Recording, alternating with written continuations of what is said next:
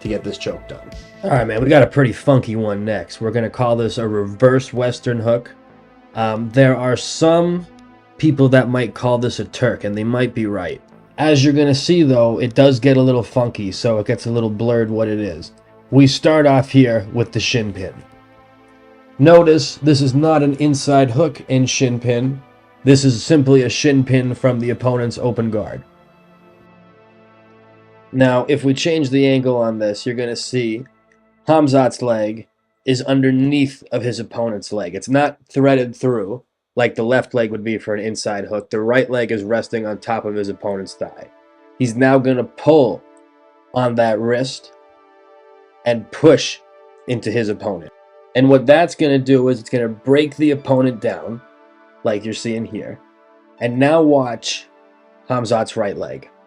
It's like in the half guard of the opponent right now, but what he's going to do is lift up that foot and bring it over towards the cage. Now that's the part you might be able to call a Turk. Notice here too, he's placing his foot over the opponent's ankle and curling it around, creating a grapevine in addition to this hook. I don't know a lot of guys that can use this as a control position, especially when the opponent comes up to their knees like they are now. You ever seen somebody use a leg ride like this to control somebody before? I haven't. If you have, comment below.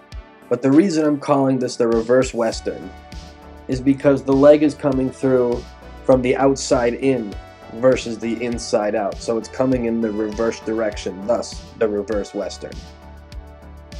So what really amazes me is how well he can control people with this thing. It actually seems like a very effective technique, and I've never seen anybody else use it before.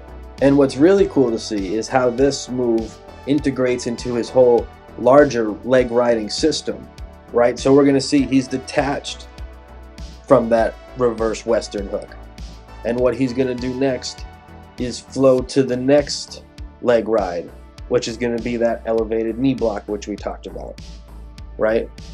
From here, remember, he's pushing in with that knee. He stands up, but then he's looking for the knee on top, right? The knee on top knee ride that we talked about. So that move, the reverse Western, is integrated into this larger game. All right, man, the double front hip ride. You know, I feel like fighters have been doing this for a while, but it became really popular when Khabib started doing it, right? That leg triangle. But there's all kinds of leg configurations we could do. So watch, pay attention to that left leg of Chimaev, right? He's kind of in the guard passing situation right now. But he slips that leg over the top, and he crosses his feet, and he ends up like sitting on the hip / upper thigh of his opponent. And this is kind of different than the traditional guard passing mentality, right? Instead of the jiu-jitsu guy who would traditionally try to get past the legs, he's going to rest his hips on top of his hips instead. So he doesn't go past the legs. He just kind of chills there.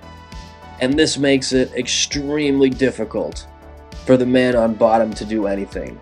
And oftentimes this struggle will end in mount. But it's not like you tried to get there, right? It just kind of happens. And then you can do mount things to him.